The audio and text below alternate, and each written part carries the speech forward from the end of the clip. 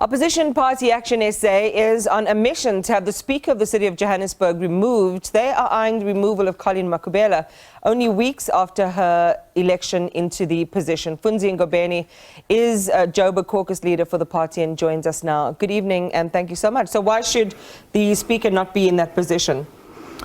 Well, we don't think that she's the right person, and we are basing this on the court judgment that was handed over by the Gauteng judge that eventually brought Dr. Palatse back as the mayor. You'll remember, Iman, that court judgment was quite scathing on her. In our view, it painted a picture of a councillor who's delinquent in terms of our rules and in terms of the laws of this country. So we think that we don't deserve her in that position. And we think that she also didn't show any remorse. It's like business. Just share with our viewers who've not been watching these developments in the City Council as closely, obviously, as the coalition party leaders or the coalitions and the individual parties have. Yes. There are two instances that you believe, which the court highlighted, that are a reflection of her malperformance. Just tease those out for our viewers. Yeah, no, we'll do so. Firstly, she presided over a programming meeting which was illegal, according to the judge. She further went ahead and presided over a council meeting that basically removed Dr. Palatse illegally. It was an unlawful meeting, and the activities of that meeting were rendered illegal. And she further went on and presided over a meeting where an illegal mayor was elected, Councillor Dada Morero. And that all those decisions were taken on review by the judge, and she was made to pay the costs. Basically, in fact, the city was made to pay the cost. Right. But some would argue, okay, so there you have a judgment of the court which kind of does this or makes this assessment in a peripheral sort of way. What happens to the councillors, or what about using the channels of council to raise issues that you feel, you know, are done unconstitutionally or even illegally? Yeah, this is one of the measures we use to hold councillors accountable. And we think that it's time that we activate this particular measure.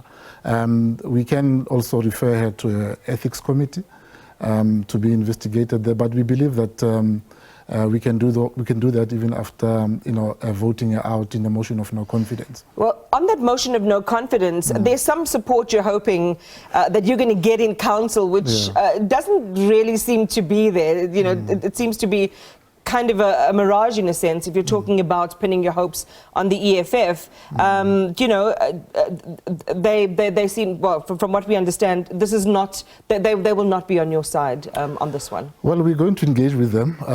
I think the position that we have taken is that we're going to engage all the parties in council. And we don't put a motion of no confidence in mind because we don't like you. Maybe because we think that something is wrong with your facial or whatever. We put a motion of no confidence. We put forward our argument. We share with our colleagues in council, and if they think that what the substance of our motion of no confidence is strong enough, they will support us. But of course, it's a political terrain.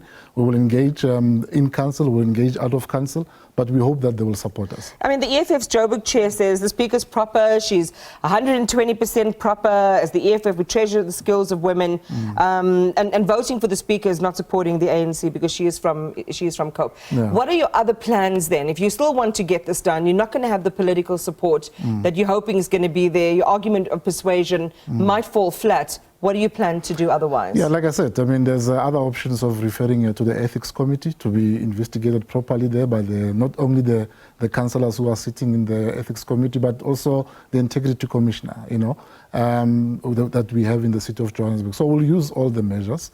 I think what is important for us is that there must be a measure of accountability.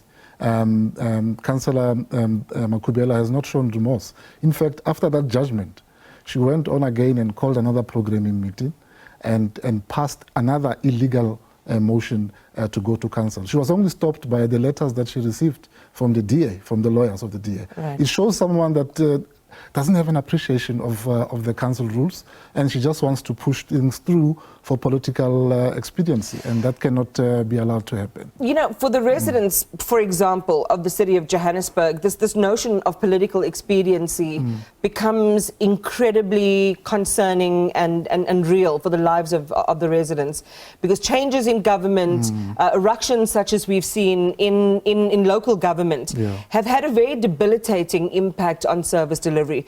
As a program, we did a broadcast in the southern communities, in fact, communities across Gauteng who were blighted by gangsterism, by drugs, and needing, local service delivery, talking about the problems and the changes in coalition governments and the change in power blocks within the local, within municipalities, having a serious and adverse impact on them. Shouldn't the City Council be focusing on trying to create unity, stability of governance, so that the work of delivery can happen? Yeah, no, absolutely, and that's what we strive for. And Iman, it's very important that we must be able to differentiate, issues that we can be able to play political games with, and issues that are obviously of service delivery importance that we must not tamper with, whether you are on this side or on that side. It's a typical example is a DBSA loan that was rejected by council yesterday on Friday. Which, majority of councillors, it's those that are aligned with Councillor Makhubela and the ANC that voted against this. This is not, that type of item is not a political football. It relates strictly to the service delivery in the city of Johannesburg, and we shouldn't play around with that. But the other point I want to make, Iman, is that as officials of the city, particularly public servants, bureaucrats in the city of Johannesburg, we want to say to them, please don't get into the political terrain. You are officials of the city. Your primary mandate is to serve residents of Johannesburg.